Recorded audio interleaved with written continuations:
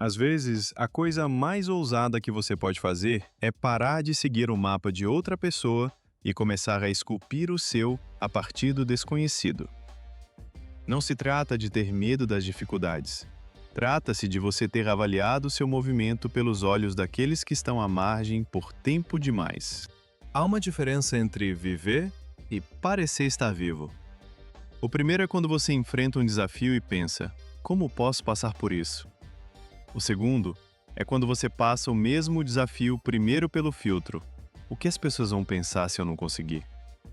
Essas duas perguntas te levam a direções completamente diferentes. E a maioria das pessoas nem percebe que há muito vive de acordo com o segundo roteiro. Você se acostumou a pensar que o problema está nas próprias dificuldades, nas circunstâncias, nas pessoas, na falta de recursos. Mas, na verdade, a coisa mais difícil não são os obstáculos externos. A coisa mais difícil é decidir que sua vida será construída de acordo com sua norma, e não com a que há muito tempo foi desenhada para você do lado de fora. Isso exige uma coragem interna que não é visível do lado de fora. E é sobre isso que estamos conversando hoje. Depois, você entenderá por que o novo caminho muitas vezes é sentido como um erro, e como parar de se atentar ao olhar dos outros para finalmente começar a se mover. Há um momento que muitos vivem em silêncio, sem drama, sem uma grande crise.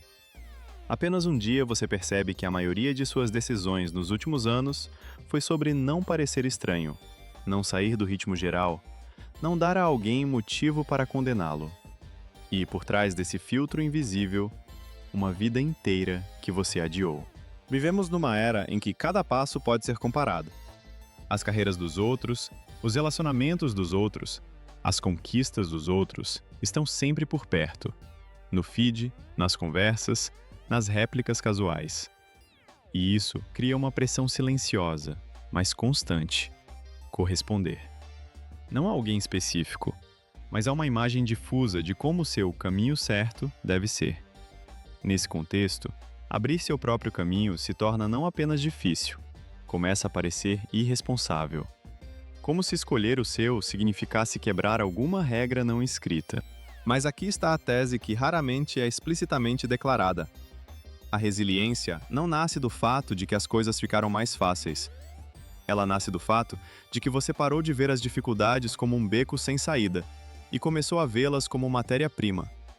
E esta é a nova norma da qual falaremos. Não uma imagem cor-de-rosa, mas uma mudança concreta na forma como você se relaciona com seu próprio caminho. Na parte principal da conversa, analisaremos por que o novo caminho quase sempre se sente como um erro, mesmo quando você está indo na direção certa. E depois passaremos para a prática. Veremos como deixar de se comparar com o olhar dos outros e começar a se mover. Não em algum momento futuro, mas diretamente do ponto onde você está agora. Antes de seguir em frente, lembre-se: você já teve uma decisão que parecia certa, mas a adiou exatamente porque não sabia como ela seria vista pelos outros? Escreva sobre isso nos comentários. Suas histórias nos ajudam a escolher os temas que realmente são necessários.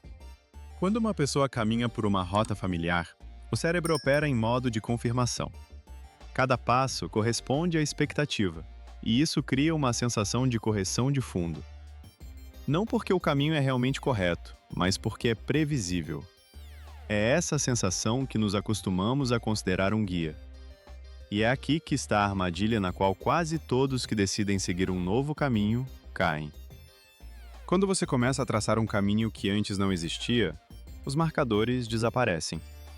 Não aparece dor, não soa a ansiedade, não acontece nada de mal. Simplesmente, não há mais o feedback habitual que dizia: sim, isso está certo. E o cérebro interpreta esse vazio como um sinal de perigo. Os ombros se contraem. Surge o desejo de dar um passo para trás, para onde tudo era compreensível. Isso não é fraqueza de caráter. É uma reação padrão do sistema que avalia o novo pela escala do familiar. Correto. E por essa escala, tudo que é desconhecido é automaticamente marcado como suspeito. Aqui ocorre o principal erro. A pessoa começa a ler esse desconforto interno como um sinal de que está indo na direção errada. O líder que decide delegar em vez de controlar pela primeira vez sente que está perdendo o controle, embora neste momento ele esteja fazendo tudo certo. A pessoa que muda sua maneira habitual de reagir à crítica sente o estranho vazio, onde antes havia uma reação defensiva automática, e percebe esse vazio como vulnerabilidade. Em ambos os casos, o desconforto não é um testemunho de erro.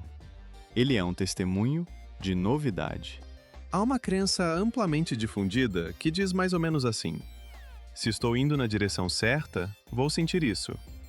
Essa crença parece razoável, mas funciona apenas em território familiar. Em novo, é tudo o contrário. O novo correto quase sempre parece inicialmente um erro, precisamente porque ainda não tem uma história acumulada de confirmações. Não há memórias, não há precedentes, não há exemplos alheios ao lado que signalizem: alguém já percorreu isso, e está tudo bem. Você é o primeiro nesse trecho, e é por isso que a sensação é assim. Imagine uma pessoa que trabalhou por anos em uma empresa e pela primeira vez tenta construir algo próprio. Nos primeiros meses, ela compara constantemente seu estado atual com o anterior. Antes, havia um salário no final do mês, um marcador previsível. Antes, havia uma divisão clara: tempo de trabalho e tempo livre. Agora tudo está nebuloso, o resultado não é instantâneo, não há confirmação. E ela começa a pensar que isso é o sinal de que errou, embora na verdade esteja vivendo pela primeira vez sem o sistema habitual de suportes externos. Isso não é uma falha, é uma característica estrutural de qualquer novo caminho. Aqui é importante compreender um princípio que muda a interpretação. O desconforto do desconhecido não é um sinal de pare. É um sinal de você está aqui pela primeira vez. A diferença é fundamental. O primeiro diz, vire-se. O segundo diz, você simplesmente ainda não tem um mapa deste lugar. Mas isso não significa que o lugar não exista. Uma falsa crença que mantém muitos no mesmo lugar é formulada assim: quando estiver pronto, vou perceber isso pelos sentimentos. Mas a prontidão para um novo caminho não se sente como confiança. Ela se sente como uma decisão de seguir em frente, apesar da ausência de sinais habituais de tudo certo. É por isso que a expectativa de uma sensação correta se transforma em uma pausa interminável. O corpo aguarda o marcador familiar, e ele, por definição, não pode aparecer antes de você percorrer este trecho. Há um teste simples que pode ser aplicado no momento da dúvida. Quando surge a sensação de "isso está errado", faça a si mesmo uma pergunta: estou encontrando um verdadeiro sinal de perigo? Ou apenas não reconheço o lugar onde estou? O primeiro requer análise. O segundo requer continuidade. Na maioria das vezes, quando você responde honestamente a essa pergunta, descobre que não está em perigo. Você simplesmente está em território desconhecido. E isso é uma situação totalmente diferente. A nova norma, aquela que você constrói sozinho, não começa no momento em que você se sente confortável. Ela começa no momento em que você para de exigir do novo caminho as sensações do velho. A resistência da qual se falou no início nasce precisamente aqui, não da ausência de dificuldades, mas da mudança na forma como você as lê. O menor passo é aquele que não requer aprovação para ser dado. Não é um manifesto grandioso, não é uma declaração pública de reinício, nem uma conversa com alguém que deve confirmar que você está certo. Apenas uma ação concreta que você sabe, é sua. E é por isso que funciona. Não depende do olhar dos outros no início. Tente agora mesmo lembrar de uma decisão que você já tomou internamente, mas ainda não deu nenhum passo. Exatamente porque estava esperando o momento em que isso pareceria claro ou justificável por fora. Não é necessário anunciá-la. Não é necessário explicar.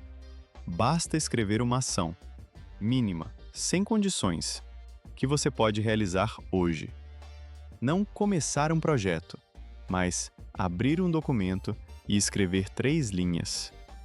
Não mudar de carreira, mas encontrar um exemplo concreto de uma pessoa que percorreu um caminho semelhante.